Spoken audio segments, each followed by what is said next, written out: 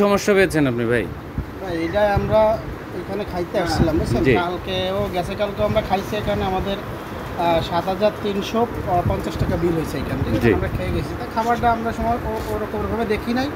খাবার ভালো লাগছে। আজকে আবার আসছে, আমরা 4 ভাই, মানে ভাই আছে, আমার জামাই আছে, আমরা 4 জন আসছি। এখন খাচ্ছি ইতিমধ্যে ভিতরে, মানে আমার ছোটো ভাই সাইডে বসা, ওইখানে বেশি মানে আলো বুঝছেন, ওইখানেও দেখতে পারছে, মানে এই মাংসের উপরে পোক আর কি, সাদা সাদা পোকের মতো।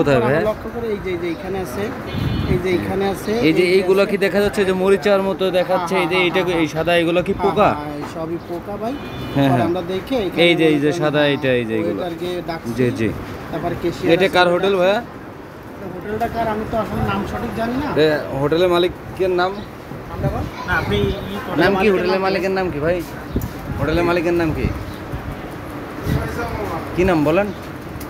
নাম বলেন, কি নাম? নাম বলেন, কি নাম বলেন? কি নাম? মালিক এনি মালিক।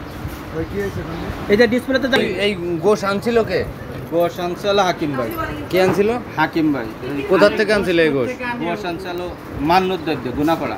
গুনাপাড়া মান্নু গোশ ভান্ডার। হ্যাঁ। ও, আর আপনাদের এই রেস্টুরেন্টের নাম কি? রনি হোটেল। রনি হোটেল। এটা কোথায়? মোল্লারহাটে? মোল্লারহাট বাস স্ট্যান্ডে। এইটা তো আমি যতদূর জানি মোল্লারহাটের ভিতরে আপনাদের হোটেলটা অনেক ভালো মানের এবং মানুষ আপনাদের বিশ্বাস করে।